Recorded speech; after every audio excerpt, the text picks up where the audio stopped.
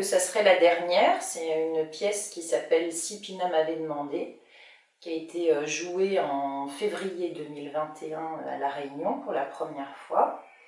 Et je dirais la dernière parce que moi j'ai toujours l'impression que le dernier projet ou la dernière création qu'on ait faite est le plus proche de nos préoccupations actuelles et donc qu'elle nous présente le mieux.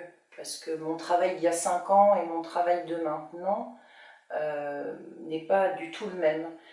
Donc je dirais oui, la dernière. Voilà. Pourquoi une seule œuvre alors qu'on pourrait en voir plusieurs? Donc je vais en proposer 2. La première serait Mobile, qui est une marche chorégraphique qui dure environ 1h30 où 6 danseurs et une harpiste vont à la rencontre du végétal. Voilà, et la deuxième, c'est ma dernière création qui s'appelle « Je n'ai pas eu le temps d'y penser, c'est arrivé » où nous travaillons autour du mouvement déconstruit, du corps désordonné et du mouvement punk. Si un spectateur devait assister à une seule de mes pièces, devait voir une seule de mes pièces, je souhaiterais qu'il assiste à une représentation des Mon cœur dans tout cela. Parce que c'est une pièce où je développe un mouvement complètement libre, non codifié et qui traite d'un sujet universel qui est la résistance. Ça serait Abstract, un monde, pour la poésie de ces corps hybrides puissants. Naissance nous culture. Naissance nous culture, pourquoi je dis plus complexe? Parce que normalement, je racontais l'histoire de notre pays. Et comme il y a beaucoup de cultures, et c'est pourquoi j'ai pris 6 mois pour faire cette création. Je dirais que c'est la dernière, qui s'appelle donc « Si Pina m'avait demandé ». Alors tournant, moi je le vois pas, parce que quand on dit tournant, on a toujours l'impression qu'on parle d'un spectacle qu'on aurait fait, puis qui a un succès incroyable d'un coup, avec des milliers de dates à Las Vegas ou à La Rochelle. Bon, c'est un spectacle qui est en cours de diffusion, donc ça va encore se jouer, mais je dirais que c'est un tournant plus d'une façon intérieure.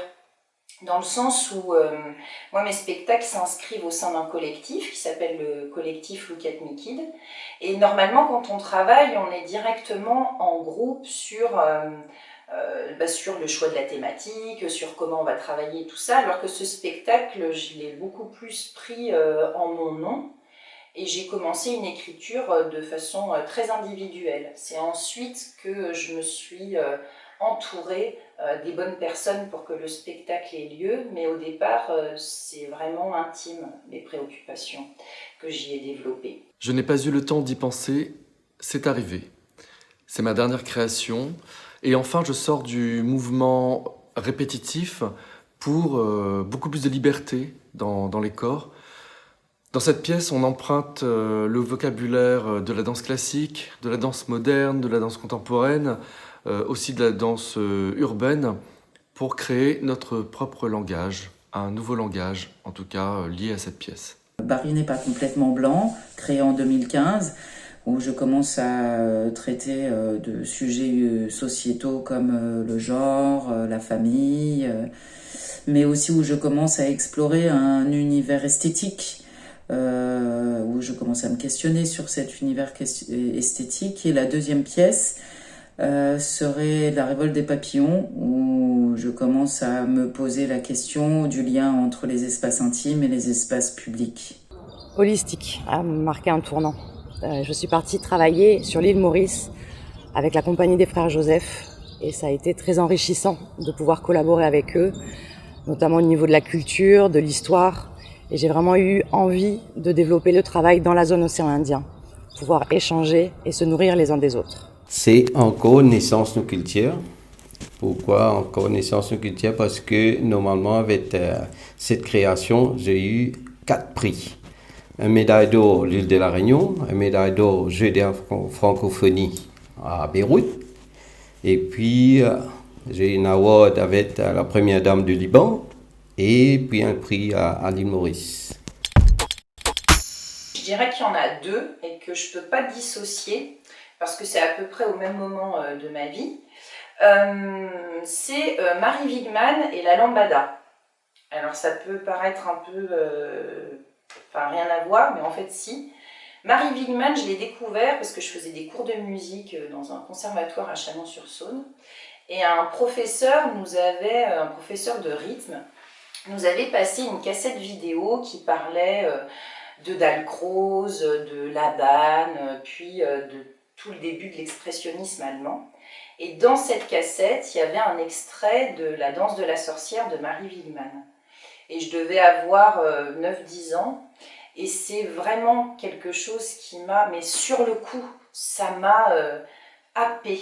Et puis la lambada, parce que la lambada, c'était, je me souviens de l'été où c'est sorti, et j'étais dans ma famille, et puis on dansait, et puis c'est resté ce plaisir que cette musique, qui est somme toute pas la plus extraordinaire de la Terre, mais me produit un besoin de danser qui est hyper fort, et le besoin de danser avec d'autres gens.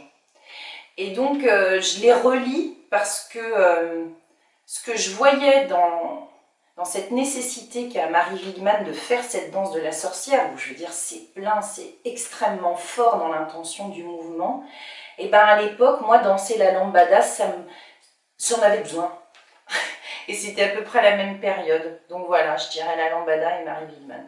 Sur le petit écran en noir et blanc à La Réunion, c'était de voir Hopla de Anne-Theresa de Kersmaker. C'est la première fois que je voyais de la danse contemporaine. J'avais, je sais plus quel âge, peut-être 10 ans. Et de voir Louise Le Cavalier danser avec La La La Human Steps. Voilà, ce sont mes premières émotions de danse. Je dirais que c'est les noces de Jiri Kilian avec le Netherlands Dance Theatre au Théâtre de la Ville, il y a plus de 30 ans, ou 40, 30 ans. Voilà, la musicalité, il m'a fait vivre la musique, l'inventivité, la précision des danseurs, tout ça, c'était incroyable. Mes premières émotions chorégraphiques, elles arrivent grâce à la télé, grâce à des émissions comme Champs-Élysées à l'époque, car il y avait énormément de danse à la télévision à cette époque-là. Et c'est aussi une émotion vraiment interne, un mouvement interne depuis toute petite, où la danse, je danse toujours depuis toute petite. Ma première émotion chorégraphique, elle n'a pas été au théâtre, elle a été à la télévision. En fait, j'avais 12 ans. C'était lors de l'ouverture des Jeux Olympiques d'Albertville. Donc, ça a été orchestré par Philippe Découfflé et je me suis pris une claque phénoménale. Je me suis rendu compte de ce qu'on pouvait faire comme puissant avec la danse. Je vais dire le grand monsieur Maurice Béjart. Et ça s'appelle Boléro de Ravel. Et ça, je voulais faire avec deux danseurs Bharatanatyam et avec un danseur rôle principal. Je voulais faire ça avec un danseur Rasta. Donovan Victor, c'est mon frère qui dansait chez Béjart et il a formé à l'école, c'est moi, et là je voulais monter un duo avec lui. C'est Donovan Victor, mon demi-frère. Le spectacle, c'était à Cuba, et 4 filles qui racontaient l'histoire, 4 prostituées. Et ça m'a touché beaucoup, et là, pendant toute la nuit, je réfléchis et je pleurais avec ça. C'était vraiment touchant.